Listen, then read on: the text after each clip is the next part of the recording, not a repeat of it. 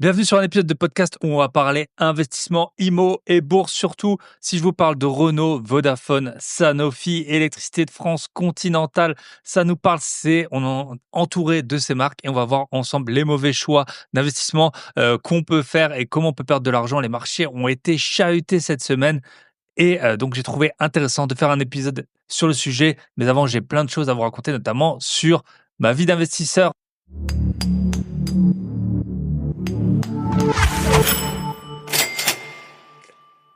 Eh bien le bonjour, vous êtes toujours et vous êtes les bienvenus sur le podcast de Bye Bye Patron, le podcast de l'immobilier, de la liberté et des gros billets.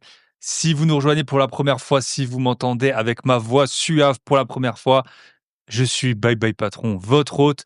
Je suis multi-investisseur, des dizaines de lots et actionnaire boursier depuis plus de 10 ans et j'ai étudié la finance pendant plus de 13-14 ans et j'ai encore une activité là-dedans. Et c'est avec ces doubles casquettes, bien sûr que j'en ai d'autres également. Je suis, un assez gros voyageur et on va en parler, en introduction de ce podcast. Mais, c'est avec ces, doubles, triples, quadruples casquettes que, je vais vous présenter l'épisode du jour. On va parler de qu'est-ce qui fait perdre de l'argent en bourse, à la fois à l'échelle d'une société et à la fois à l'échelle de l'investisseur, de la personne et notamment de l'investisseur particulier. Alors, premier point important pour l'événement qu'on organise avec Michel. Donc, il y a 2 semaines, on a annoncé, on fait un événement du 12 au 15 septembre à Lisbonne. Les places auront ouvert à l'heure où vous écouterez cet épisode. On l'a annoncé il y a 2 semaines. Si jamais vous avez pas, si vous voulez des détails ou quoi, vous pouvez réécouter l'introduction du podcast avec Romain Lehmann sur notamment les diagnostics et les travaux. On a tout présenté avec Michel. Mais voilà, sinon, les places sont ouvertes. Vous avez le lien directement dans la description. C'est du 12 au 15 au programme échange avec des investisseurs plus ou moins débutant. J'ai déjà un de mes très, très bons amis, qui est un investisseur très important, hein. Je pense qu'il a à peu près une centaine de lots, qui m'a confirmé qu'il venait. Michel et moi, voilà, nous, c'est plutôt en dizaines les lots et ça nous va très bien comme ça. Et après, il y a des investisseurs plus débutants, il y a vraiment de tout. Chaque fois qu'on a fait un événement, ça s'est super bien passé. On a plein d'avis. Si jamais, vous voulez, on peut vous les communiquer. Sinon, ils sont disponibles sur Trustpilot. Et les dernières fois, les places étaient parties en 1 seconde. Non, en 1 minute, pas en 1 seconde. En 1 seconde, j'abuse, on n'est pas Beyoncé, mais en 1 minute, on avait vendu toutes les places. Donc là, allez voir, ne traînez pas. Pour rappel, on a une association pour ce type d'événement, donc vous pouvez passer ça en charge et nous, on gagne 0 argent malheureusement ou heureusement pour vous sur ce type d'événement. Les événements, c'est assez cher, il y a beaucoup de coûts en termes d'hébergement, de nourriture et d'activités. Donc ça aura lieu à Lisbonne du 12 au 15 septembre, tour en bateau, visite de la ville, goûter les spécialités et réseautage et échange sur l'immobilier. C'est vraiment l'idée ou sur les investissements en général, c'est vraiment l'idée de ce type d'événement. On n'a pas prévu de faire des conférences, on en avait fait au premier événement et on a vu que c'était les gens, ils préféraient échanger de façon informelle et aussi c'est comme ça qu'on peut donner les meilleurs tips, les trucs un peu zone grise. Donc voilà, 12 au 15 septembre, première annonce, rejoignez-nous. Si vous avez des questions, n'hésitez pas. Et donc voilà, vous pourrez passer si jamais en charge. La dépense, si je dis pas de bêtises, c'est 780 €, tout compris sauf le vol. Donc l'hébergement, les activités, la nourriture et c'est prix coûtant, hein. Donc voilà, rejoignez-nous, vous avez le lien dans la description et on a hâte de vous voir. On a déjà, des inscrits donc super, super content et on est ravis de passer un moment avec. Ensuite, 2e annonce que, je voulais vous faire, j'ai pris, un peu de temps cette semaine, j'avais un petit peu de temps et j'ai fait un peu le point sur mes investissements, sur, le cash, la bourse et cetera. Pourquoi? Parce que j'ai, entre guillemets «brûlé», cramé ou, certains diront investi, à peu près 50 000 € en liquidité, hein, pas en emprunt. En emprunt, c'est beaucoup plus, en 3 mois. Donc pourquoi? J'ai acheté un garage cash, j'ai eu mon appartement qui a été défoncé qu'il a fallu refaire et on a acheté, 3 appartements avec Michel et donc ça a fait, 50 000 € de brûlés. Ça fait quand même, de l'argent et de l'argent, qu'on a beau investir dans des biens rentables, ça met quand même du temps à se refaire. Donc j'en ai profité pour faire un petit point à la fois sur tous mes appartements et sur les liquidités qui me restent. Je suis pas ici pour vous afficher mes extraits de compte, mais je pense que c'est intéressant et vous pourriez le faire et en même temps, j'en ai profité pour envoyer pas mal de documents à, l'expert comptable pour les déclats. Alors ce que je peux vous dire, 2 points. Premier point, c'est en fait j'ai, décomposé vraiment, tous les biens que j'ai. J'ai un fichier Excel, en fait, je l'ai mis à jour, notamment avec tout ce qui est, les loyers ont augmenté, les locataires ont pu changer, les charges malheureusement ont augmenté, les taxes foncières également. Donc c'est pas un exercice que je fais souvent parce que en gros, j'ai toujours un peu dans la tête, je sais plus ou moins, ce qu'il en est et puis on voit bien les soldes des comptes qui montent ou qui ne montent pas. Mais, c'est un exercice qui est intéressant.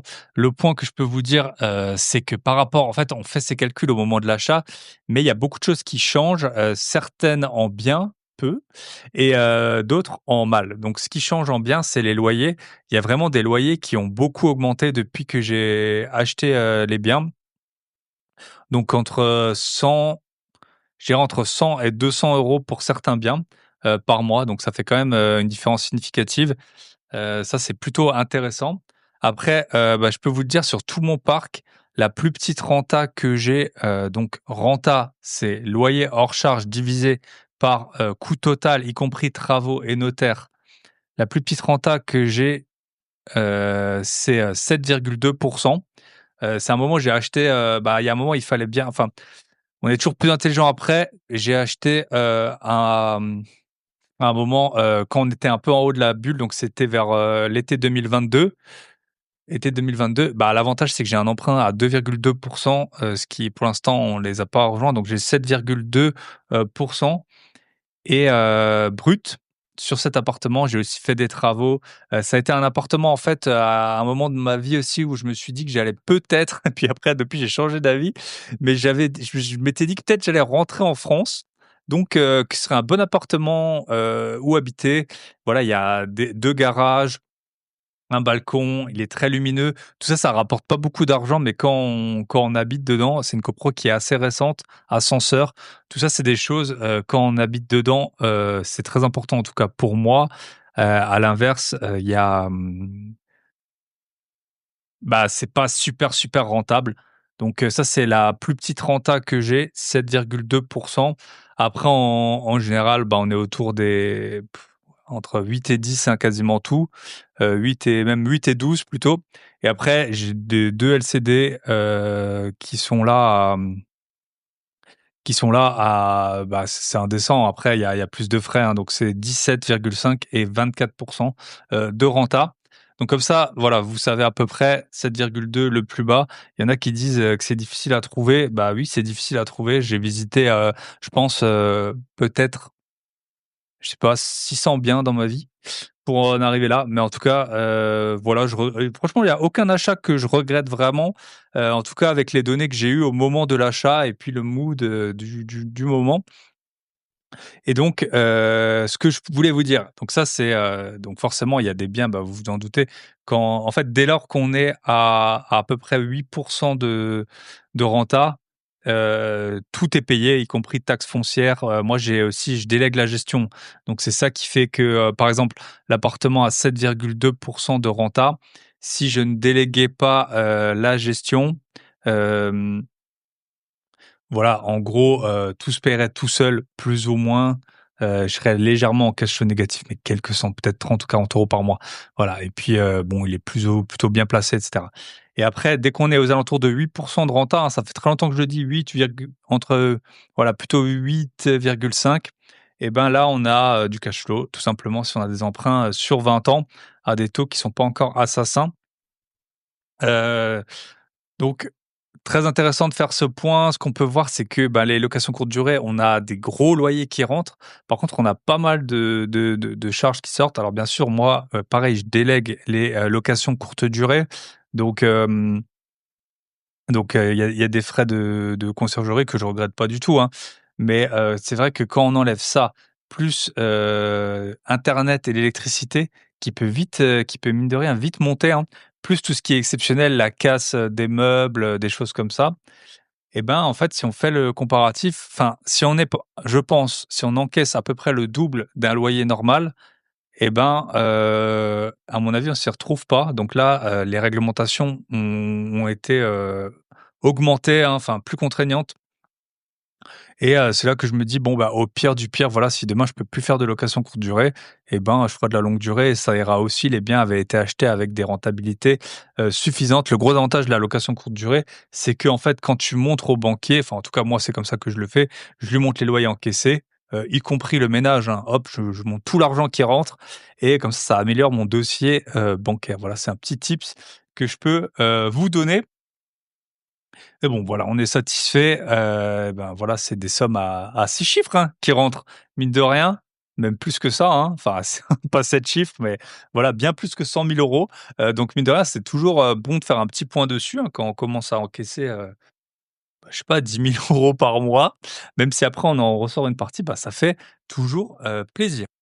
En revanche, pour, les choses qui fâchent un peu, c'est, les taxes foncières. Bon, bah, voilà, on est en France, hein, l'argent est très bien utilisé, par l'État, donc c'est normal de lui donner à peu près 60-70 de ce que vous gagnez. C'est, apparemment, c'est pour les routes et les hôpitaux. Donc voilà, taxe foncière, ça a beaucoup augmenté, hein. Je trouve le pire exemple, c'est j'ai un appartement de 45 m² dans un immeuble assez récent, 2 garages, 2 grands garages quand même.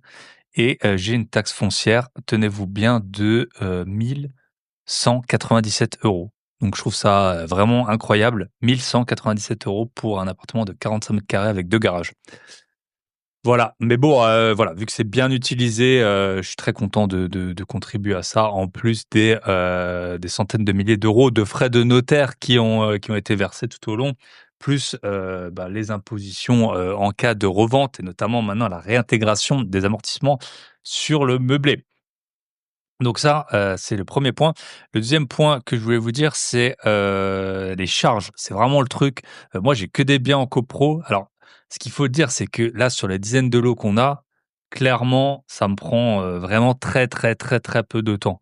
Heu, je saurais pas dire, mais c'est sûr que c'est moins de 2 jours par mois de gestion. Donc voilà, peut-être 1 jour par mois. Donc pour ça, je suis plutôt, très content. Et notamment, bah, pourquoi est-ce que je travaille très peu là-dessus? Parce que, ben, c'est dans des copros et j'ai des gestionnaires.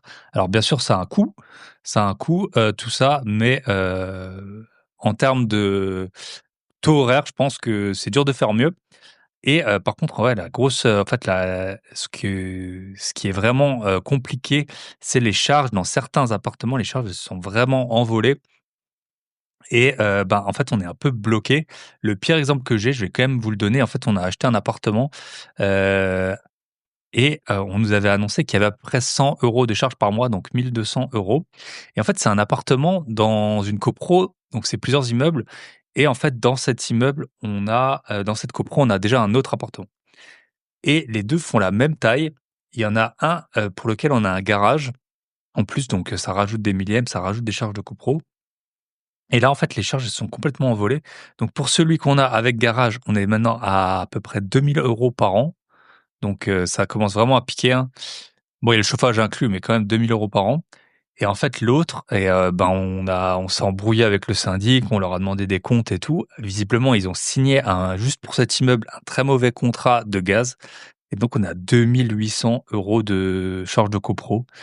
Donc ça fait, c'est très, très pénalisant, hein, parce qu'en fait, on peut pas vraiment le re on paye des charges qui sont élevées, on peut pas vraiment le revendre avec des charges aussi élevées et bon, bah, là, on en répercute une partie sur les locataires, mais c'est quand même, très embêtant, je trouve. Voilà, en gros et on l'a acheté il y a moins de 2 ans. Quand on l'a acheté, c'était 100 € par mois et là, les charges il y a pas de travaux, hein, c'est vraiment juste le gaz. On a analysé en long, en large et en travers les décomptes et il s'avère, en fait, juste qu'ils ont signé un mauvais contrat de gaz donc ça, c'est vraiment, le point.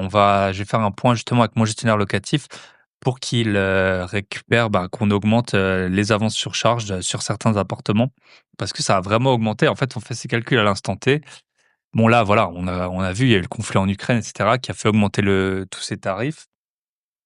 Mais c'est assez compliqué. Après, ben, on a quasiment tous les, je dirais 9 appartements sur 10 en cash flow positif, hein, donc c'est plutôt bon. Et en fait, je vais vous parler quand même des 3 appartements, les 3 derniers appartements qu'on a achetés en fait, les 3 que j'ai achetés en janvier, ils ont un cash flow légèrement négatif. Voilà, c'est moins de 100 € par mois. Et il y en a 2, il y en a un, c'est moins 300 sur l'année et l'autre moins 400 sur l'année avec les frais de gestion locatif et là, j'ai tout inclus, hein. PNO, assurance, remboursement d'emprunt, bah, justement, un gestionnaire locatif, les charges et cetera. J'ai vraiment tout inclus et donc je me dis: «Mais attends, est-ce que j'ai fait une mauvaise affaire en voyant ça?» Voilà, je me dis: «Punaise, pourtant les appartements, je suis sûr de les avoir bien achetés». Et en fait, bah, j'ai fait un point donc pour vous dire, j'en ai acheté 3 appartements. Le premier, donc j'ai quand j'inclus tout, j'ai moins 300 € de cash flow, négatif sur un an, hein, pas par mois, hein, sur un an et en fait, j'utilise Finari pour faire un point sur tous mes comptes, hein. Franchement, c'est dur d'avoir un avis, c'est pas que je déconseille, mais je conseille pas non plus. Il y a beaucoup de problèmes de connexion et de synchronisation avec les comptes. On passe quand même beaucoup de temps, mais c'est quand même l'outil le plus efficace que j'ai trouvé, notamment, bah, avec les dizaines d'emprunts que j'ai et les dizaines de lots et donc Finari, ils vous font une évaluation, du patrimoine et donc donc c'est un peu comme Meilleur Agent, hein, ils ont un accord avec un site, je sais plus le nom et en fait, donc l'appartement où j'ai moins 300 € de cash flow, il dit que je l'ai acheté, 22 000 €. Enfin là, j'ai 22 000 € de plus-value par rapport au prix payé. Donc voilà, je savais que j'avais bien acheté, hein, 26 de plus-value latente. Alors après, voilà, ça vaut ce que ça vaut, hein, c'est une estimation. Mais voilà, moins 300, versus 26 000. Donc vous voyez, en 1000 ans, en 1000 ans, peut-être que le cash flow aura, enfin, où on s'entend, je sais pas. Mais voilà, moins 300 sur 10 ans, ça fait moins 3000 et moi, j'ai 26 000 de plus-value latente. Donc plutôt un bon achat. Un autre appartement, pareil, c'est un peu comme celui où j'ai la renta qui est un peu plus faible à 7,2. On l'a acheté, c'est vraiment l'appartement peut-être le mieux placé de la ville, meilleure vue de la ville, meilleur copro de la ville. Donc forcément, ça a un prix et on l'a impacté un peu sur le loyer. Mais pareil, emplacement de parking, tout ça, c'est des choses qui font un peu baisser la renta. Malgré tout, d'ailleurs, on a trouvé un locataire là, il va signer le bail très très prochainement. Donc là, on a moins 400 € de cash flow, d'après mes calculs sur l'année et je vous rappelle, y compris PNO, taxes foncières, gestion locative, les charges qu'on peut pas répercuter aux locataires et celui-là, on est à plus 18 000 €, par rapport à ce qu'on a payé. Sachant que ce qu'on a payé, il y avait des frais d'agence immobilière. Donc en fait, par rapport à ce que, le net vendeur du vendeur, bah, on serait plutôt à plus 36 000 €. Donc non, plus 26 000 €, pardon, plus 26 000 €. Voilà, donc quand même 400 € par an, je vous rappelle par an, versus, 26 000 € de plus-value latente et le dernier, donc celui-là, on l'a pas encore loué. En fait, j'avais fait une annonce qui avait beaucoup de je vous avais dit, on a des petits travaux à faire, de la copro qui bouge pas comme d'hab et celui-là, on est à moins 1 200 sur l'année et bah, là, en fait, l'estimation, elle est à plus 53 000. Donc voilà, 53 000 €, 25 de plus-value latente. Donc voilà, on accepte de prendre un peu de cash flow négatif. Enfin, en tout cas, moi, après ça dépend forcément de votre, vision de l'investissement. Si vous commencez, il faut pas vous mettre des biens à cash flow négatif, en sachant, en revanche, bien sûr que, les loyers couvrent largement la mensualité. Ce qui fait que le cash flow, il est négatif, c'est principalement taxes foncières et gestion locative. Donc voilà, par exemple, sur le bien où je suis à moins 1 200, et ben, j'ai 900 € de taxes foncières, 850 € de gestion locative et 110 € de PNO. Donc rien que ça, on serait en cash flow positif si on faisait juste le loyer plus charges moins remboursement et charges payées. Mais voilà, c'est des choses, on en était conscient, hein, on les accepte. C'est des très faibles montants. Voilà, si un jour on augmente les loyers de 30 euros, on sera, ou alors si on renégocie les emprunts parce que du coup on a des emprunts, qu'on a payés plus cher, mais à environ 3,7, entre 3,4 et 3,7.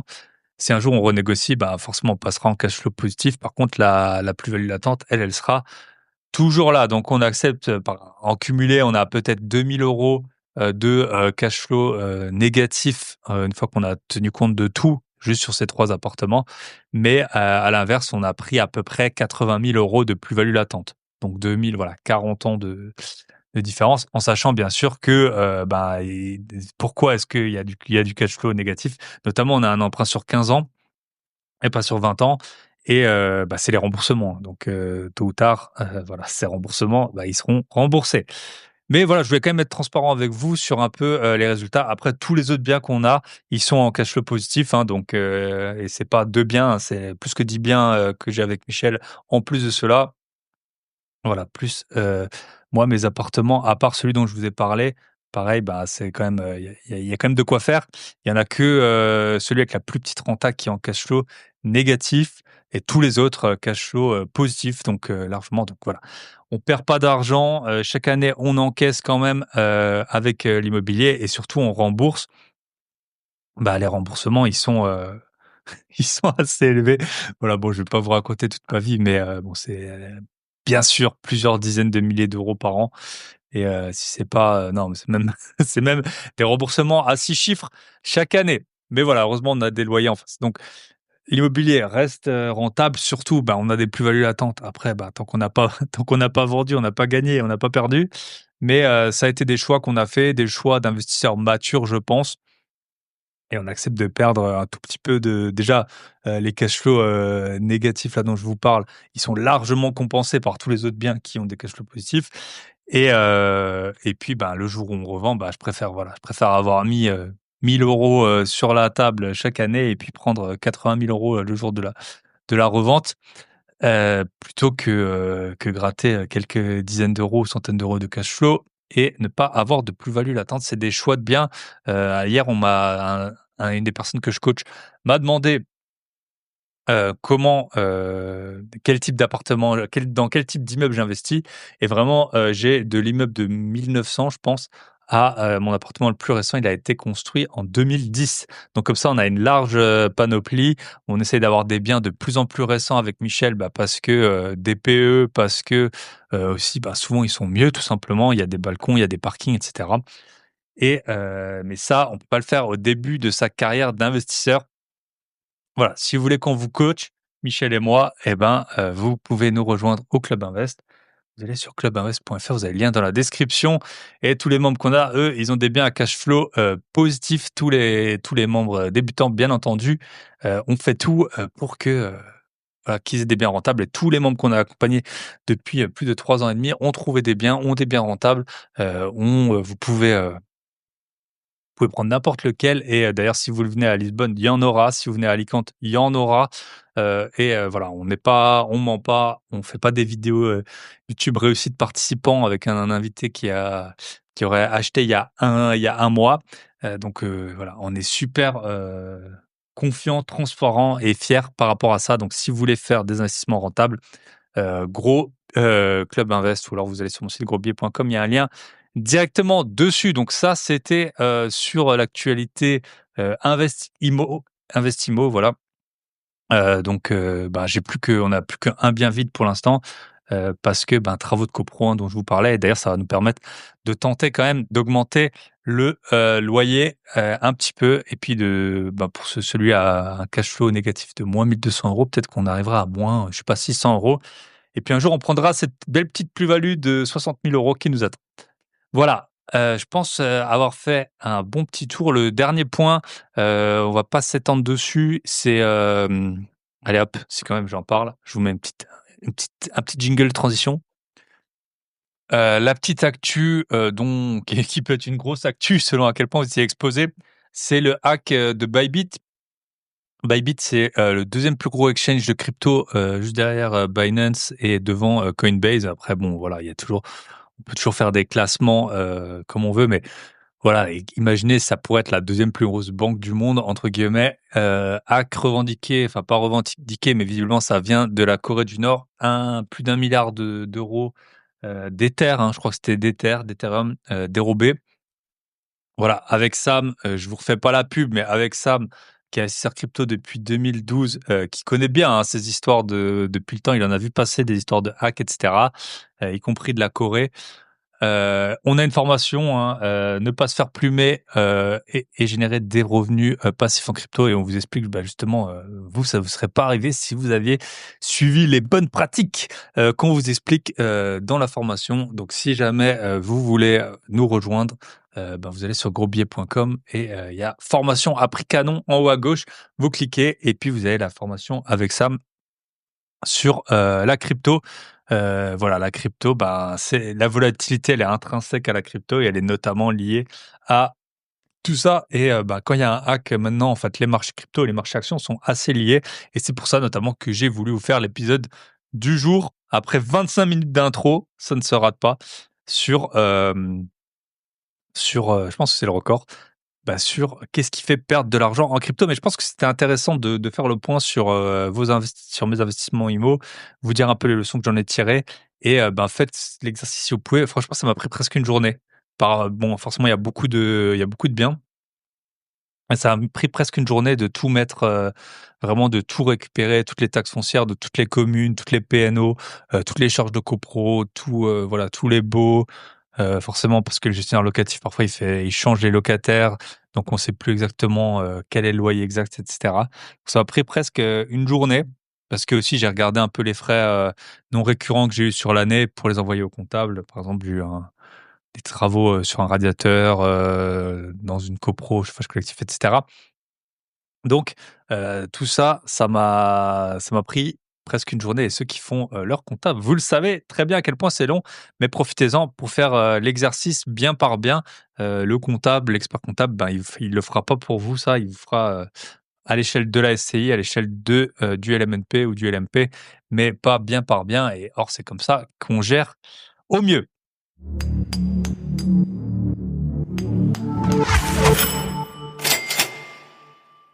Et on est parti avec l'épisode du jour. Voilà, 27 minutes d'intro, c'est un record, mais c'est un épisode en solo, donc de toute façon, c'est mon podcast, donc je fais un peu comme je veux. Du coup, l'épisode, c'est qu'est-ce qui vous fait perdre de l'argent en bourse? Si vous le savez pas, j'ai une formation, c'est la formation qui s'est le mieux vendue, sur laquelle j'ai eu les meilleurs retours, qui s'appelle Bourse de la théorie au gros billet. Et pour l'occasion de ce podcast, donc il va sortir, si je dis pas de bêtises, le 5 mars, et donc jusqu'au 25 mars, allez, je vais faire jusqu'au pendant 20 jours, vous aurez une, réduction, sur, la formation. Allez, moins 25. Moins 25, c'est le maximum, hein, que je fais sur, les formations, avec le code promo NICE, N-I-C-E. Pourquoi? Parce que je vais à Nice, tout simplement, ce week-end. Donc avec le code promo NICE, vous aurez, 25 si vous voulez accéder à la formation. Grosbillets.com. En haut à gauche, vous avez, les formations à prix canon, et sinon le, grosbillets.com/bourse, vous aurez le lien dans la description, et vous aurez un code promo donc sur, avec Nice, moins 25, et c'est la formation, je pense, la moins chère, qui existe, hein, sur le sujet de tout le podcast game, en sachant que, bah, moi, j'ai une expérience professionnelle de plus que 10 ans en finance, j'ai étudié la finance pendant 13 ans. Voilà, et donc puis je suis investisseur, boursier depuis plus que 10 ans, donc je sais pas ce qu'il faut de plus. En tout cas, ça va être le sujet, de l'épisode. Qu'est-ce qui fait perdre de l'argent en bourse? Et puis je vais essayer de vous, donner, des exemples, le plus d'exemples possible. Donc pour ça, j'ai des notes. Donc premier point, allez hop, je vais mettre un petit jingle entre chaque. Premier point, et peut-être avant qu'on attaque, je vais faire un tout petit point sur les ETF. Tout maintenant, beaucoup de gens le savent, et j'en parle dans ma formation en détail sur les ETF, et j'ai déjà fait des lives sur les ETF et cetera. C'est un très bon, moyen d'investissement. J'ai une grosse partie, à peu près 50, je dirais, de mon portefeuille qui est investi en ETF. Mais les ETF font aussi des défauts. Pour en citer quelques-uns, surexposition au marché US en ce moment, alors qu'il est au plus haut, avec des multiples qui sont très importants. Si on regarde, 70 du, MSCI World, donc de l'indice boursier mondial, il est aux US. Si on regarde le S&P 500, on pense qu'on investit dans 500, mais en fait, à partir de, je crois, à peu près la 13e société dans l'ordre, eh ben, il y a, ça représente moins de 1% par société du portefeuille et il y a des sociétés qui représentent 0,01%. Donc quand c'est à la hausse, c'est bien, mais sinon on a à peu près, par exemple, Nvidia et Apple qui représentent de l'ordre, alors c'est deux têtes, hein, mais peut-être 6-7% chacune du S&P 500. Donc les surexposés à la tech, hein, si on regarde le top 15 des boîtes qui sont dans le S&P 500. Eh bien, donc on peut voir maintenant c'est très tech, hein, donc si, je regarde, par exemple le top 10, il y a Apple, Microsoft, Nvidia, Amazon, Alphabet, Meta, Tesla, on va dire Tesla, c'est à la moitié tech ou non, Berkshire Hathaway, donc la société de Warren Buffett qui est principalement investie dans Apple, si je dis pas de bêtises, Broadcom, c'est aussi de la tech et Walmart 10e aujourd'hui. Et donc voilà, si on peut avoir une forte position sur la tech et bah, moi, je vous l'ai dit, j'ai à peu près la moitié de mon portefeuille qui est dessus. Mais les sociétés, par exemple, si on regarde le top 10 en 2005, il y a 20 ans, c'était General Electric, on va en parler, ExxonMobil, Microsoft. Donc je dirais que c'est à peu près la seule société qui est encore là 10 ans plus tard, 20 ans plus tard. Citigroup, Walmart, bon, ils étaient 5e, voilà, Pfizer, Johnson Johnson, AIG, Procter Gamble, Bank of America. Donc on voit que ça a tourné. Donc en gros, on sait, il y a une fonction, on dit auto-nettoyante via les ETF. Ce qu'on voit également, c'est qu'en fait, aujourd'hui, si on investit, alors c'est ma position, de toute façon, rien n'est un conseil en investissement, hein, c'est juste mon point de vue. Eh ben, si en fait, aujourd'hui, on investit principalement dans le S&P 500, on investit dans quasiment que de la tech, et comme si à 20 ans, on avait investi que dans de l'industrie, de l'énergie et des services financiers. Et en fait, bah, en gros, les plus gros investissements qu'on aurait fait il y a 20 ans, bah, aujourd'hui, ils sont plus dans le top 10 et à l'inverse, voilà, il y a eu d'autres, sociétés qui ont performé. On parle aussi souvent des investissements growth, donc plutôt à la croissance et value. Là, à l'heure actuelle, dans le S&P 500, les principales positions, c'est pas des investissements value, c'est des investissements growth. Donc voilà, il y a eu des périodes sur le marché où ça a été bien de miser sur les growth. Il y a eu d'autres périodes où c'était sur la valeur. Warren Buffett, il parle souvent de la valeur, tout comme voilà, c'est son mentor Benjamin Graham. Donc voilà, l'un n'exclut pas l'autre. Je suis investi en ETF, mais c'est pas pour ça que je fais pas aussi des investissements dans des actions. Et puis pour l'instant, ça s'est plutôt bien passé. Alors, premier point que j'ai mis, et ça c'est un point qui est très très important, et pour ça il faut regarder un peu autre chose que juste les courbes, c'est investir dans des sociétés qui sont trop endettées. Alors, je vais vous donner deux exemples.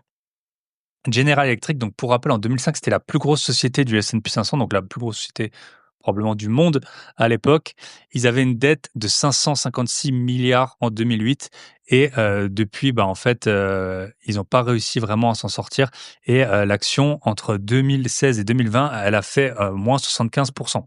Donc ça, c'est vraiment, en fait, les sociétés endettées, elles n'arrivent pas à s'en sortir. Il y a l'autre exemple, c'est EDF. Ils ont, alors la dette, elle est passée de 28 milliards à 63 milliards en 10 ans entre 2007 et 2017 et du coup, il y a, ben, on le voit, hein, tous les problèmes qu'on a maintenant avec, les, avec, bah, le nucléaire, les industries, l'énergie renouvelable et tout ça et en fait, les sociétés endettées, un autre exemple qui est connu, c'est Casino, les supermarchés Casino qui ont, vraiment, bah, ils ont quasiment enfin, si vous regardez le cours, je crois qu'il a fait moins 99%. Donc voilà, très compliqué. Un autre exemple, Volkswagen, en ce moment, ils sont pas très bien, hein. Il y a eu 40 de sous-performance pour Volkswagen par rapport à ses concurrents. Pareil, grosse dette. Renault, pareil, en 10 ans, c'est passé de 30 à 50 milliards et ils arrivent pas vraiment à s'en sortir. Et si vous regardez le cours de Renault, il a fait moins 60 entre 2018 et 2022 et ça, c'est des sociétés qui, en général, elles s'en remettent pas, hein, d'un endettement comme ça qui est important. Elles arrivent pas à dégager assez de, bah, justement de cash pour à la fois faire face à la dette et déjà rien qu'aux intérêts et se, désendetter. Donc c'est problématique en plus de toutes les problématiques opérationnelles qu'elles peuvent avoir. Voilà, Volkswagen par rapport aux véhicules électriques, au Dieselgate et tout ça. Donc ça, c'est vraiment un problème. Il y a aussi, Telecom Italia, pareil, 34 milliards de dettes et elle a perdu le cours, il a perdu 80% entre 2018 et 2024. Vodafone, pareil, ils ont dû faire une coupure dans les dividendes. Donc voilà, c'est des sociétés qui sont quand même connues, dans lesquelles on pourrait se dire: «Bon, bah, je sais pas, j'aime bien la nouvelle R5 électrique» ou Volkswagen, c'est une boîte d'avenir ou le nucléaire, par exemple. On peut avoir une conviction sur le nucléaire en se disant que, voilà, les énergies renouvelables pour l'instant, c'est pas visiblement la solution parfaite. Mais quand les sociétés sont très endettées, ça se passe, très mal. Donc ça, c'est vraiment on n'en parle pas assez. En fait, le point que je voulais souligner particulièrement, c'est que souvent, quand, quelqu'un ne connaît pas très bien la finance ou pas très bien les marchés financiers, il va regarder quoi? Il va regarder, les ventes. Il va se dire, je sais pas, admettons Apple lance un nouveau téléphone, ah bah, c'est sûr, il va bien se vendre. Ou, je vais investir dans EasyJet, tout le monde prend EasyJet, moi je prends EasyJet. Je vais investir dans les sociétés dans lesquelles je dépense de l'argent, donc je vais investir dans EasyJet. Ou alors ils vont regarder peut-être le profit. Le profit, alors soit on regarde le EBITDA ou l'excédent brut d'exploitation en français et là, ben, ça tient tout simplement pas compte, des intérêts de la dette. Donc, ou alors ils vont prendre à la limite le net profit, mais dans le net profit, il y a les intérêts, mais il y a pas les remboursements d'emprunts. C'est comme les impôts en immobilier, ils tiennent pas compte de si vous avez acheté le bien cash ou non. C'est juste les intérêts que vous allez pouvoir déduire, mais les remboursements non. Donc, regardez des ratios du type PER ratio qui est price earning ratio, donc qui est le ratio à peu près le plus connu en bourse. Et ben ça va pas beaucoup vous aider dans ce type de société parce que vous allez vous dire ah ok, le price earning ratio c'est combien de fois le bénéfice on paye une société. Donc si la société elle a fait peut-être par exemple, qu'elle vaut 500 millions et qu'elle a fait 100 millions de bénéfices, bah, on a un PER de 5 et 5, ça peut être considéré comme bas. C'est comme si vous pouviez acheter un appartement 500 000 € qui vous dégageait 100 000 € par an de renta nette, enfin de cash flow net. Et on peut se dire: «Ouais, bah, ça, c'est intéressant», sauf que, enfin, ça pas vraiment du cash flow parce que vous auriez les remboursements. Mais on peut se dire: «Ouais, voilà, le prix, il est bas, par rapport aux multiples et tout», mais en fait, il y a l'endettement et l'endettement, souvent, en plus, les sociétés ne remboursent pas leurs dettes, elles les font rouler. Donc en gros, elles ont c'est comme si vous aviez des prêts in fine et en fait, arrivé à la date d'échéance et ben, ils vont réemprunter le même montant aux conditions du marché. Donc si les taux ont augmenté comme ça a été le cas récemment, ça peut vraiment les plomber ou alors s'il y a une défiance du marché parce que les résultats, ils sont un peu moins bons et ben, on leur prête plus d'argent ou alors dans des conditions qui sont, on peut avoir des sociétés qui empruntent à 13, 14, 15 d'intérêt et donc là, ça va également les plomber. Donc ça, c'est vraiment quelque chose auquel il faut faire attention. Je pense que j'ai jamais entendu de vidéo YouTube ou de podcast qui en parle, mais l'endettement des sociétés, c'est vraiment le, point, crucial. Après, il y a tout ce qui est concentration ou excès de diversification qui peut vraiment, peser sur la société. Donc l'exemple, que j'ai pris de over concentration qu'on pourrait considérer, c'est, notamment les économies d'Europe de centrale, Slovaquie, Hongrie, qui ont été, énormément dans tout ce qui est, industrie, des véhicules avec notamment Skoda, Volkswagen et bah, là, avec, justement les voitures électriques, ils ont eu des gros problèmes. Donc, ça représentait jusqu'à 40 des, des exportations et en fait, bah, là, vraiment ça bah, c'est un peu la cata hein, avec les véhicules électriques, et du coup, ces pays, ils vont à la fois quand ça se passe bien, bah, ils vont en profiter énormément, mais quand ça se passe mal, et ben, à l'inverse, ils vont être très fortement impactés. C'est pour ça que nous, on se diversifie dans plusieurs classes d'actifs. Enfin, en tout cas, moi, c'est ce que je fais, dans plusieurs classes d'actifs ou, dans plusieurs, secteurs, géographiques. Par contre, à l'inverse, et ça, c'est vraiment une erreur aussi que beaucoup de gens peuvent faire, c'est se dire: «Ah ben, la société, elle est diversifiée» et du coup, il y a un point qui est connu, c'est Sears aux US, mais sinon je peux vous donner aussi l'exemple de, Deutsche Telekom. Donc Sears, eux, ils sont carrément allés, sur des un autre marché et pareil, une grosse cata sur les marchés, justement et Deutsche Telekom, ils ont essayé d'aller, aux US. Ça leur a coûté très cher. Je crois qu'ils ont acheté ça 35 milliards au début des années 2000 et quelques années après et ben, ils ont dû passer, ce qu'on appelle un write-off, donc une dépréciation en français de 24 milliards dessus et bah, aujourd'hui, il y a des dettes qui sont très importantes, plus de 2 décennies après l'acquisition. Le, Deutsche Telekom, ils ont leur, performance, elle est 45 inférieure aux performances du marché européen et pourquoi? Bah, parce qu'en fait, les sociétés, elles ont des zones de génie et c'est comme ça souvent qu'elles ont, réussi à croître. Et en fait, pour un investisseur boursier, c'est beaucoup plus, efficient généralement, bien sûr, il y a toujours des exceptions, mais généralement, c'est beaucoup plus efficient d'aller investir dans une société qui est full, par exemple, full sur l'énergie, une autre qui est full sur la tech, une autre qui est full sur, le retail, pour vendre, des biens de consommation courante, plutôt qu'avoir une société, si demain, je sais pas, Total Energy ouvrait des supermarchés, bah, je suis pas sûr qu'ils seraient très bons là-dedans parce qu'en fait, ils ont pas la compétence et à l'inverse, si Carrefour, il se lançait dans, faire des puits de pétrole et ben, c'est pareil, ce serait pas non plus, super efficient. Donc, généralement, avoir un point et si on regarde, par exemple, Apple, les profits pendant des années, je pense que c'est toujours le cas, ils viennent de l'iPhone, voilà, ils ont se concentrer sur un produit en particulier. Alors après, il y a tout l'écosystème Apple autour, mais puis ils essayent forcément de se diversifier avec les services cloud, les MacBooks, les iPads, les Watch, mais le gros vient de l'iPhone et en général, bah, c'est comme ça, c'est pas pour rien que c'est la plus grosse société du monde. C'est peut-être parce qu'ils ont mis le focus au bon endroit avec le bon produit, même si, forcément pour être résilient, on essaye de se diversifier. Il y a eu, si vous regardez Microsoft, ils ont fait pas mal d'essais, hein, depuis, si vous avez, la trentaine bien avancée comme moi, on a connu il y a eu des téléphones, Microsoft Phone, on a connu je crois que les consoles Xbox, ils perdent encore de l'argent, ça doit faire, 25 ans qu'ils sont dessus.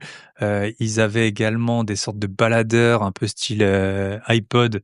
Pareil, ils ont arrêté, ils ont fait plein de tests. Bon, voilà, Microsoft sont toujours là parce que, bah, notamment le cloud, ça se passe, très bien. Mais ils ont fait des tests et bon, les sociétés, c'est toujours ça. Profiter de l'avantage qu'ils ont avec, une vache à lait qui va générer des profits et puis ensuite essayer d'investir dans, le bon, levier de croissance comme Facebook a pu le faire avec Instagram, par exemple. Mais voilà, donc soit manque de diversification, soit aller sur des marchés, bah, qui sont pas adaptés tout simplement ou dans lesquels on n'a pas les compétences. Renault, c'est un bon exemple aussi, ils ont essayé d'aller aux US, ça s'est pas super bien passé, ils ont essayé de copier, Volkswagen et la Beetle à l'époque avec, où il y avait une super bonne campagne marketing. Vous la connaissez si vous avez regardé, Mad Men. Mais voilà, ça s'est pas super bien passé donc quand c'est trop, novateur, parfois, il vaut mieux trouver des vieux business, qui marchent bien. Je sais pas, une société d'engins de chantier, ça fait rêver personne, mais voilà, on en aura toujours besoin et ça peut cracher du cash en continu plutôt que, essayer de trouver la nouvelle perle et souvent, en fait, heu, c'est déjà pricé quand on a l'impression qu'il y a une innovation ou quoi, en fait, le cours, il a déjà énormément augmenté.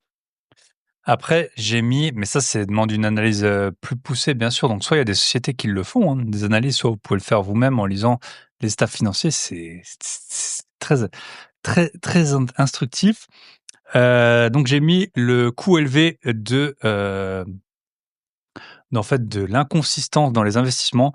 Donc et j'ai pris comme exemple, donc il y a Deutsche Bank qui ont fait pas mal d'essais, pour passer d'une banque d'investissement à une banque, corporate comme on dit, voilà, ils ont perdu des ils ont perdu des milliards, notamment en, 19 milliards d'amendes. Ils ont réduit les effectifs de 18 000 emplois et en fait, ils ont, des retours sur investissement qui sont 3 fois plus faibles que, par exemple, UBS. Donc, notamment le return on equity, 5 contre 14 pour UBS. Donc voilà, ils ont essayé, mais ça se passe pas très bien. Après et ça, c'est le principal, point qu'on peut avoir dans une mauvaise gestion de société, c'est, ce qu'on appelle les M&A, merger and acquisition, des acquisitions, croissance externe de sociétés. Alors là, j'ai pris un exemple, qui est un peu moins connu que le deuxième dont je vais vous parler. Le premier, c'est Sanofi. Donc Sanofi, ils ont triplé leur dette, entre 2007 et 2018 et ils ont fait des acquisitions, une s'appelle, Genzim, je ne sais pas si je prononce bien, 20 milliards, Ablynx 4 milliards. Et en fait, ça s'est pas bien passé et du coup, le cours, bah, malgré, les événements, hein, qu'on a bien en tête encore maintenant, le cours et ben, il est inférieur à l'indice Eurostock Healthcare, donc l'indice européen sur, tout ce qui est, concernant la santé, 22 de, sous-performance Et le gros, point qu'on connaît, la société qu'on connaît, beaucoup plus, c'est URW, Unibail-Rodamco-Westfield. Donc eux, Unibail, c'était le plus gros, et ça doit toujours être la plus grosse foncière cotée d'Europe, et ils ont fait, l'acquisition de Westfield à un souvent on appelle ça des multiples ou des taux de renta, mais nous, enfin, en tant qu'investisseur immobilier particulier, on appelle ça plutôt, des taux de renta. Mais ils vont dire, un multiple de 20, c'est-à-dire 5 de renta, que 100 divisé par 20. Et en tout cas, cette histoire de Unibail, vous pouvez regarder, ça a été vraiment la cata. Je crois le cours, encore aujourd'hui, il est à, je regarde en même temps que j'enregistre, il doit être aux alentours de, 80. Il avait vraiment été à un moment au plus bas, il a été aux alentours de 40, alors que, je crois qu'avant l'acquisition, il était à 240, avant l'acquisition de Westfield, donc qui a été vraiment une mauvaise acquisition. Et surtout à un moment, en fait, ils ont voulu diluer. Et qu'est-ce qui se passe quand on dilue? En fait, quand on fait une augmentation de capital, on dilue les actions. Donc en gros, pour le même gâteau, eh ben, il y a plus de mangeurs, plus de parts. Et ça fait que la valeur de chaque part, elle baisse énormément. Heureusement, il y a Xavier Niel qui s'était interposé, par rapport à ça, et c'est pour ça, moi, j'avais quand même une assez grosse position chez Unibail parce que, c'était la plus grosse foncière européen et puis je me disais: «Ben, voilà, les foncières, c'est de l'immobilier, c'est solide et tout». Heureusement, bien sûr, c'était pas une très grosse partie de mon patrimoine, mais quand même, je l'ai bien senti, hein, je l'ai bien senti. Il payait des gros dividendes aussi pendant longtemps, alors qu'aujourd'hui le dividende il est plutôt faible, il est à 4 là, je regarde, mais à un moment c'était pas loin de 10 de dividendes qu'on avait. Et voilà, donc ça c'est vraiment, le pire truc, qu'on peut avoir, c'est, les acquisitions parce qu'en fait, qu'est-ce qui se passe? Les CEO, les gérants, ils veulent avoir l'air gros et du coup contrôler des grosses sociétés avec beaucoup d'employés, et ils vont acheter à peu près, tout et n'importe quoi à tout et n'importe quel prix. Et ça va être au détriment de l'investisseur ou de l'actionnaire, comme un peu, à une échelle encore plus grosse, on pourrait imaginer un établissement public, sans le citer, par exemple, le c'est quoi l l'Agence française d'aide au développement. On a un peu parlé là dans les news récemment, qui a apparemment doublé de taille en 2 ans, en non, en quelques années, en 10 ans peut-être, doublé de taille. Donc voilà, le président, je sais pas comment on dit, le président de l'Agence française d'aide au développement qui, alors je sais pas si c'est vrai, j'ai vu qu'il gagnait 17 500 € par mois hors prime. Et tout ça pour, faire exploser l'endettement. Après, j'ai pas vérifié les sources, mais en tout cas, lui, voilà, ça lui paraît bien, on donne tant et tant, voilà, ça va le faire mousser, je pense en tout cas, de, donner beaucoup de subventions, de distribuer beaucoup d'argent, d'avoir beaucoup d'employés. Ils vont, visiblement avoir un siège social qui, va coûter 1 milliard. Donc pour rappel, le Burj Khalifa, la plus haute structure humaine construite, a coûté 1,5 milliard. Donc là, le siège apparemment, ce serait dans les 1 000 000 000. J'ai pas revérifié, hein, j'ai vu des news passer sur les réseaux sociaux, mais ça, alors oui, il y a le coût du travail en France, c'est pas le même qu'à Dubaï, mais bon, à mon avis, le résultat sera pas le même non plus. Donc les sociétés, c'est pareil, en fait, être plus gros pour le PDG, voilà, avoir une société qui fait beaucoup de chiffre d'affaires, beaucoup d'employés, ça souvent, ça l'intéresse plus que, avoir une société très rentable, et ça, c'est au détriment des actionnaires. Ensuite, numéro 4, on y arrive. Point numéro 4, le, alors, point numéro 4, qu'est-ce que j'ai à vous raconter? Donc je vous rappelle juste les 3 premiers points que j'ai mis, dette, société avec trop grosse dette, point numéro 1. Point numéro 2, les problèmes de diversification d'activités, soit pas de diversification, soit, une diversification vers quelque chose qui a rien à voir. 3, des investissements qui sont inconsistants et des acquisitions qu'on va payer, trop cher.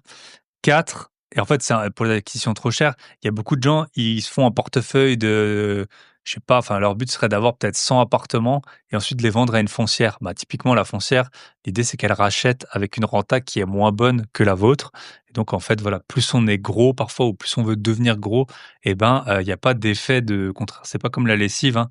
Souvent, on va payer des choses avec des rentas, moins bonnes. 4. Et ça, c'est là où ça vous concerne directement, c'est, les émotions, les décisions d'investissement basées sur les émotions. On le dit, je le redis dans la formation, c'est vraiment un point essentiel. Regardez la performance, si vous êtes investisseur boursier depuis plusieurs années, regardez votre performance de portefeuille et regardez ce qu'a fait le marché. Et voilà, on fait souvent on parle de DCA, on tient son DCA dans tous les cas et ça, c'est facile à dire quand ça monte. Là, la bourse depuis 1 an, elle va bien, donc il y a pas de souci, tout le monde est super intelligent et tout. Regardez l'argent que j'ai gagné et cetera. Sauf que parfois ça baisse et quand ça baisse et bah, j'ai été plusieurs fois dans ce cas-là, quand vous investissez 1 000 € et que le lendemain ça vaut 900 et le surlendemain 800, ça arrivait, hein, il y a 5 ans, hein, pile. Et ben, le mois d'après, c'est pas si évident de remettre 1 000 € et vous allez peut-être le remettre et quand ça a rebaissé et remettre 1 000 €, combien de fois vous allez le faire? Et ça, donc soit vous avez des investissements qui sont programmés, vous posez pas la question et vous suivez pas, mais c'est vraiment, pas si évident. Donc les émotions, c'est vraiment ce qu'il y a de plus important et c'est ça qui plombe, hein. On le dit, les personnes décédées, souvent, ce sont des meilleurs investisseurs parce que, ben, voilà, malheureusement, bah, elles vont pas faire d'investissement basé, sur leurs émotions. J'ai mis, bah, ceux qui sont trop à fond sur, l'intelligence artificielle. L'intelligence artificielle, c'est un peu le autant je suis un gros fan des usages de l'IA, autant, la valeur que ça, c'est assez compliqué, hein. On le sait, ça coûte énormément en serveur, ça coûte énormément, bah, c'est comme ça qu'NVIDIA, qui est, une des plus grosses sociétés du monde aujourd'hui, ça coûte énormément en électricité. Et on a du mal à voir, si vous avez un peu suivi, il y a une IA, chinoise, qui s'appelle DeepSeek, qui aurait été, enfin, vraiment, développée, enfin, notamment en aspirant pas mal de données visiblement de ChatGPT, mais en tout cas pour une fraction de son prix. Et c'est assez compliqué de savoir, à quel point, enfin, moi j'ai l'impression qu'il y a des IA, des nouvelles IA qui sortent, tous les jours. Rien que, on va dire pour les IA globales, il y a ChatGPT, il y a, Grok de Twitter, X, il y a, Google, il y a Claude, il y a pour les Français, il y a Mistral. Voilà, à quel point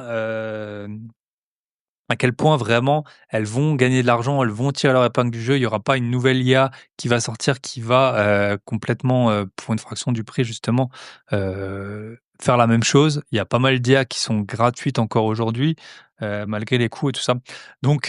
Si par exemple vous aviez investi dans DeepL ou, il y a une autre société européenne, alors je la connaissais pas, c'est en faisant les recherches, j'ai trouvé Aleph Alpha. Et ben, elles ont eu, leur, valorisation qui ont, perdu 72 en 1 an, entre 2023 et 2024.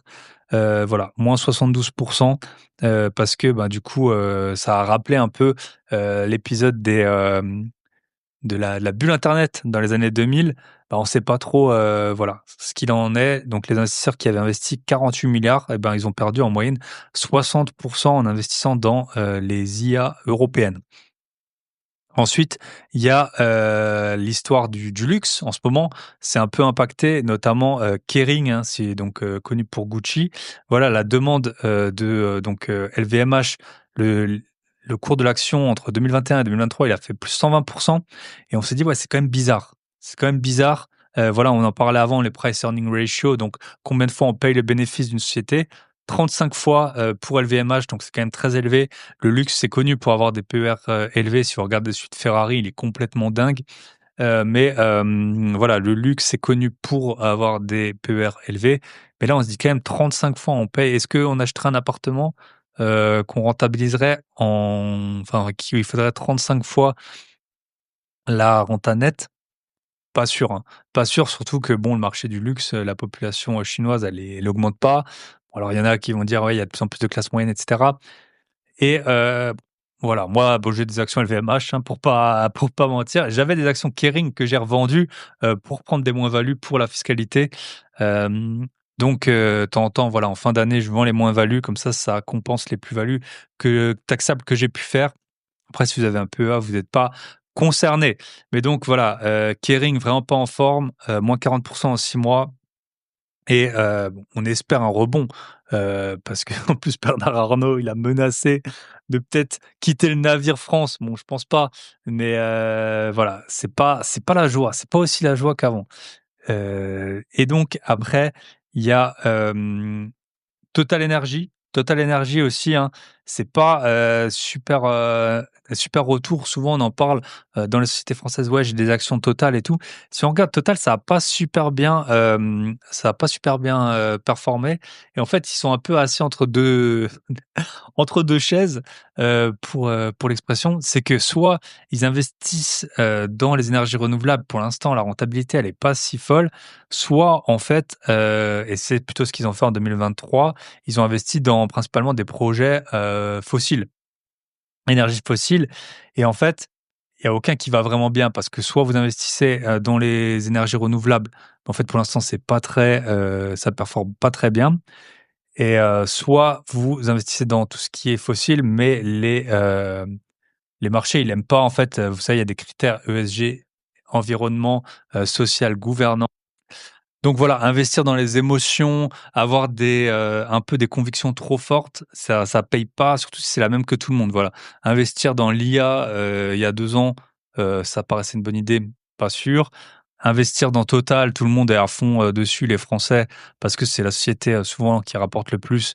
Bon, bah, c'est pas fou non plus. Si on regarde, vous regardez juste Total par rapport au CAC 40, c'est pas incroyable et par rapport au S&P 500, j'en parle pas et le luxe, voilà, tout le monde disait que c'était, super bien. Regardez les actions Kering et si vous voulez revendre votre sac Gucci, je sais pas à quel prix, vous allez pouvoir le revendre. Donc voilà, c'est pour ça qu'il faut être diversifié dans, vos investissements selon moi. Ensuite, on va attaquer la partie, 5. Ce sera, la dernière partie, comme ça fera un podcast de pile 1 heure, moitié IMO, moitié bourse et donc pour cette partie 5, j'ai mis, panic selling. La vente en panique et ses impacts sur le marché. Alors, premier exemple, Air France. Alors Air France, c'est pas un super bon exemple, parce que en fait, tout le monde a vendu en mars 2020. On sait ce qui s'est passé. 70 du, cours de bourse qui s'est effondré et en fait, c'est principalement des, investisseurs particuliers qui ont vendu les actions Air France et à l'inverse, j'avais acheté les actions Airbus un peu au même moment et ça s'est plutôt bien passé. Après, voilà, il y a une part de chance, hein, j'aurais pu investir dans le concurrent pour qui ça se passe pas très bien en ce moment et donc ben, Air France, ils ont vendu. Après, il y a eu un petit, il y a eu un petit rebond. Notamment si vous regardez, début, plutôt fin 2020, voilà, par rapport à il y a eu un petit rebond, mais depuis c'est la cata. Je pense que l'État est actionnaire d'Air France. Après, je trouve que c'est intéressant pour un État, alors ça c'est mon avis, d'homme non politique, qui ne gère pas de pays, mais je trouve que c'est intéressant pour un État d'avoir une compagnie aérienne, nationale parce que ça permet d'aller, bah, ça donne, beaucoup d'opportunités économiques pour le pays. Mais bon, voilà, quand l'État est, je crois que ça en Italie, c'est pas trop bien passé. Au Portugal, je crois que c'est pas trop bien passé non plus. Donc voilà, c'est, la panic sell, vendre quand tout baisse, c'est pas super bonne idée. Après, on en revient à nos chers Unibail Rodamco. En fait, j'ai mis, l'overreaction, la donc trop grosse réaction à en fait, j'ai fait le plan en anglais, hein, pour pas vous le cacher parce que, ben, quand on parle de j'ai essayé de prendre des exemples des sociétés US et françaises et donc quand on parle de finance très souvent, bah, tout est en anglais, donc j'avais fait le plan en anglais. Et donc en fait, quand, si vous regardez Unibail, en fait, quand les taux ont augmenté, donc comme je vous ai dit, en fait, très souvent, les, en fait, les sociétés ne remboursent pas leurs dettes, elles les font, rouler et en fait, Unibail, quand les taux ont augmenté, vers, vers l'année, 2022-2023, on peut voir que le cours, il a pas mal baissé, hein. Par exemple, au 2 juin 2023, il était aux alentours de 44 €. Là, aujourd'hui, il est plutôt dans les 80 €. Donc on peut voir que le cours, il a fortement, il a été impacté, en fait, par cette hausse des taux, en plus d'avant, ben, tous les business qui étaient fermés, les business physiques et cetera et donc il peut y avoir des réactions, qui sont, vraiment en les taux augmentent et du coup les prix baissent. Pareil, les obligations, je vois pas mal de gens qui parlent d'obligations. Alors ça, c'est vraiment, autant je comprends bien, le principe des obligations pour les sociétés qui, bah, c'est comme ça qu'elles se financent parce que souvent elles sont trop grosses pour faire des emprunts. Donc les obligations, si vous connaissez pas, c'est en fait, on découpe un prêt, un emprunt qu'une société va faire en un prêt pour, ben, des particuliers ou des institutionnels et en fait, là, il y a eu pas mal de gens qui ont parlé des obligations, alors que moi, je trouve que, enfin, en tout cas, c'est mon avis, personnel. hem, c'est pas un super, enfin moi je trouve que voilà, on est très impacté par les décisions politiques qui sont notamment une hausse des taux d'intérêt. Si les sociétés, elles sont en mauvaise posture et ben, on perd quand même son argent et alors il y a des plus hauts taux de recovery, hein, comme on dit, quand les sociétés sont liquidées, mais je sais pas, moi je trouve que puis, la performance, hein, c'est prouvé, la performance des obligations, elle sous-performe globalement les actions. Alors à moins qu'on soit vraiment sur un horizon de temps qui est très court. Voilà. Moi, je vois pas spécialement l'intérêt, mais bon, je peux comprendre. Alors, soit si on a 10 millions, OK, on peut acheter des obligations à 3-4%, mais sinon, ce qui n'est malheureusement pas le cas, je pense, de la plupart d'entre vous, les obligations, moi, je suis pas un gros fan. Bah, pour rien vous cacher, j'en ai aucune, à part, peut-être dans une assurance vie pourrie qu'une banque m'aurait refilé en échange d'un prêt immobilier.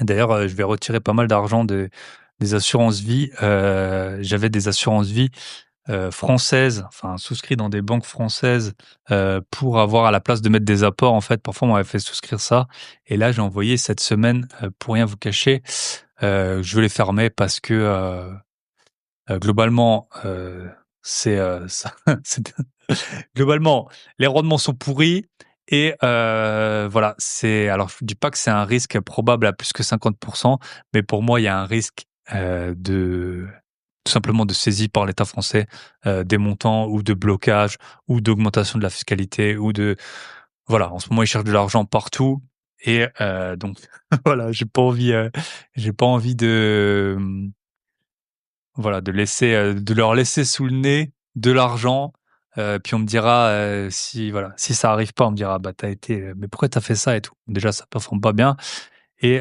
si jamais c'est saisi ou c'est bloqué, on me dira: «Bah, attends, il y avait tous les indicateurs, ils sont en train de taxer, tout dans tous les sens et toi, tu crois vraiment que là où il y a le plus d'argent, on va pas te le prendre?» Donc voilà, je vais sortir ça et je vais sortir ces, sommes, de mes comptes, français. Après, chacun fait comme il veut, bien sûr, mais on en revient à la diversification.